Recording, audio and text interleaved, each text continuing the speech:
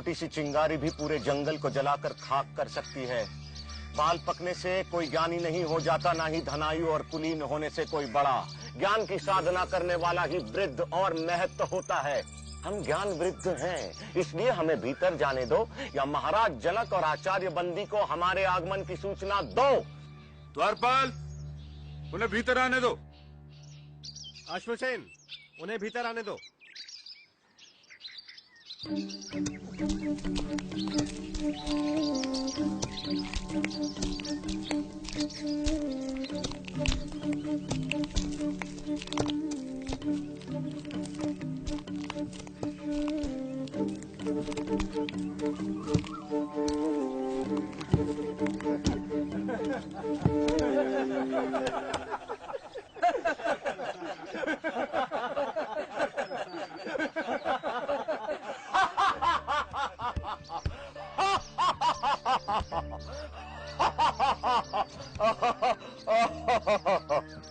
ब्राह्मण देवता, आप सभा को देखकर इस तरह क्यों हंस रहे हैं?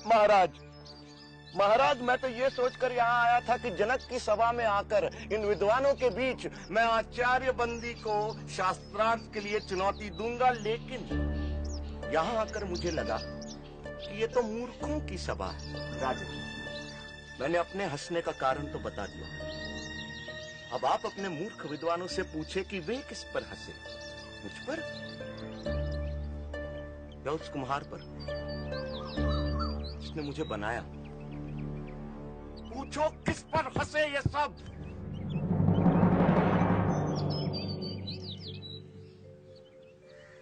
ब्राह्मण कुमार, मुझे और मेरे दरबारियों को इस अज्ञान के लिए क्षमा करें, पर मेरा निवेदन है कि अभी आप आचार्य बंदी से शास्त्रार्थ करने के लिए वयस्क नहीं हुए हैं। आचार्य बंदी से शास्त्रार्थ करना कठिन है।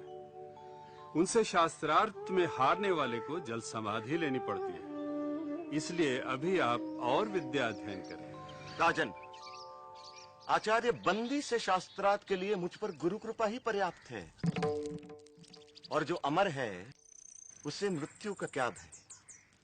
किसी महान उद्देश्य के लिए प्राण देना मृत्यु नहीं होती। आप आचार्य बंदी के सामने मुझे प्रस्तुत करें। मैं हूं आचार्य बंदी। मैं तुमसे शास्त्रार्थ करने के लिए तैयार हूं, पर क्या तुम्हें मेरी शर्त स्वीकार है? एक ही बात बार बार कह आप हमें भयभीत करने की नाकाम कोशिश क्यों कर रहे हैं? चाहो तो तुम दोनों एक साथ मेरे साथ शास्त्रार्थ कर सकते हो। मैं एक हूं और एक ही आपसे शास्त्रार्थ करूंगा।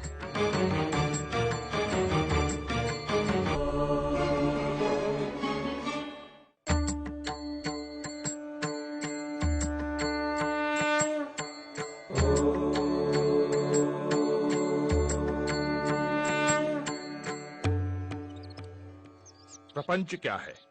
जो कुछ दिखाई देता है, जो कुछ, वह प्रपंच है। जो दिखाई देता है का तात्पर्य क्या है? जो दृष्टिगोचर है, मन और इंद्रियों का विषय है, जिसे मैं स्वयं जानता हूं, वही दृश्य है। जो दृष्टा है उसे कौन जानता है? स्वयं को कौन देखता है? उस स्वयं, उस आत्म को देखने के लिए किसी की सहायता की जरूरत नहीं पड़ती। जैसे सूर्य को प्रकाश के लिए दिए की जरूरत नहीं पड़ती, वह स्वयं प्रकाशमान है। यह संसार कहां से और कैसे आया? यह सृष्टि उससे और सिर्फ उससे आई। वह कौन है? वह ब्रह्म है, वह ईश्वर है। वही अपनी माया से इस संसार को रचता है। वह ही रचनाकार, पालक और इस जगत का संहारक है। ब्रह्म इस संसार की रचना, पालन और संहार कैसे करता है? जिस प्रकार मकड़ी अपने जाल की रचना करती है, उसी में विचरण करती है और फिर उसी को निगल जाती है, उसी प्रकार ईश्वर संसार की रचना, पालन और संहार करता है। जीव क्या है? जीव आत्मा है। वह निर्विकार स्वयं है, परंतु अविद्या के प्रभाव में आकर वह स्वयं को मन और शरीर समझ बैठता है। इसीलिए वह इस संसार का अनुभव करता है। अविद्या क्या है? अनात्मा को आत्मा समझना, निर्विकार को विकार युक्त समझना और इस संसार को ही सच समझना अविद्या है। तो विद्या क्या है? आत्म का ज्ञान विद्या है। सा विद्या या विमुक्त है वह जो हमें सारे दुखों, पीड़ाओं, बंधनों, अज्ञान, प्रतियोगिताओं, भ्रम और भ्रामक कल्पनाओं से मुक्ति दिलाए, वह विद्या है। जो हमें द्वैत के भाव से, हम दो हैं के विचार से, अलगाव के विचार से, तुम और मैं के भेद से मुक्ति दिलाए, वह विद्या है। विद्या दृष्टि देती है जिससे मनुष्य अपने ब्रह्म रूप को पहचान सके। साधो साधो साधो।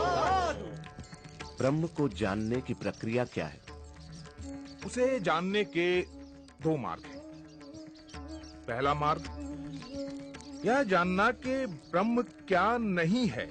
जो ब्रह्म नहीं है उसका निषेध करना।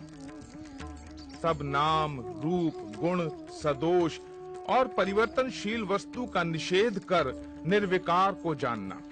दूसरा मार्ग सत्य जैसा है उसे वैसा ही पहचानना।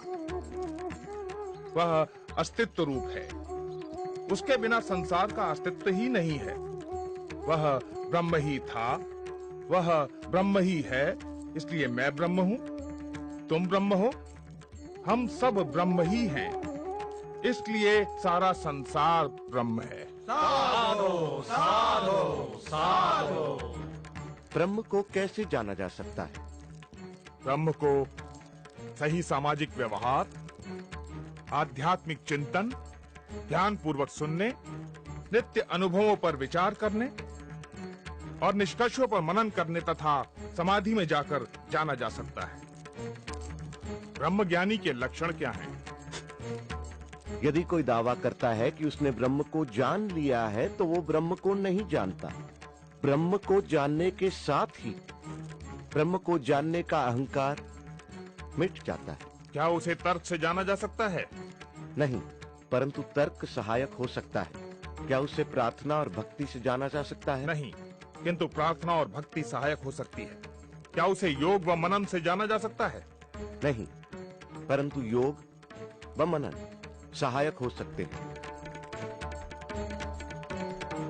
शास्त्रार्थ का अंत होता दिखाई नहीं दे रहा था।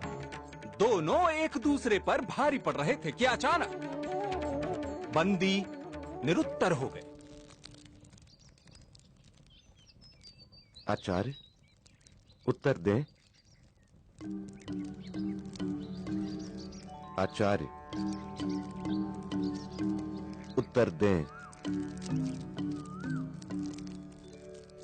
अष्टावक्र की जय। अष्टावक्र की जय।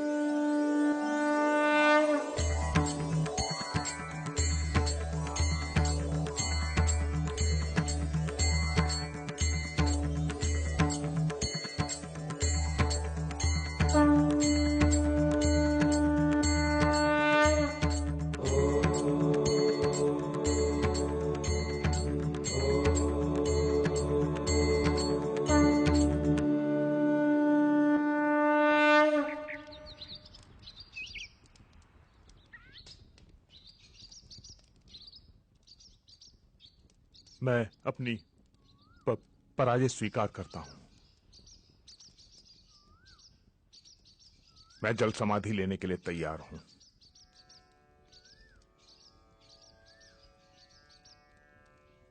मैं आपको जल समाधि देने नहीं आया हूं आचार्य बंदी। याद होगा आप सबको कि आचार्य बंदी के अभिमान के कारण और इस प्रथा के कारण कितने निर्दोष विद्वानों की जान गई। आचार्य बंदी, याद करें आचार्य काहोड को। मैं उसी आचार्य काहोड का पुत्र हूं।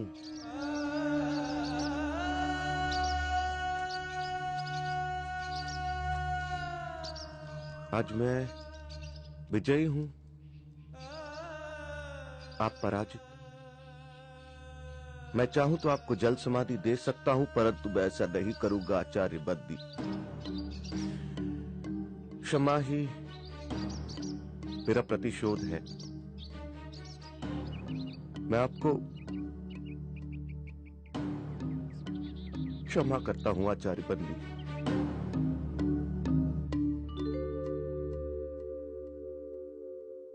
प्राण लेने से भी बड़ा दंड तुमने मुझे दिया बाल ज्ञानी।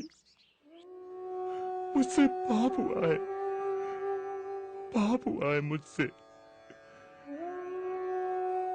पाप। पश्चाताप की आग से बड़ी कोई आग नहीं आचार्य बंदी।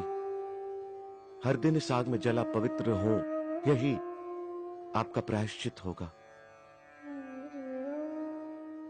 शास्त्र को शस्त्र न बनाओ।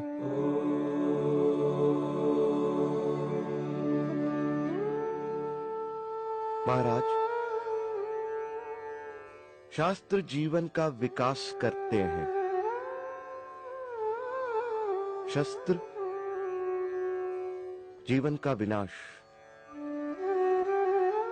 जितना पुराना है हिमालय, जितनी पुरानी है गंगा, उतना ही पुराना है ये सत्य। हिंसा से कभी किसी ने किसी को नहीं जीता।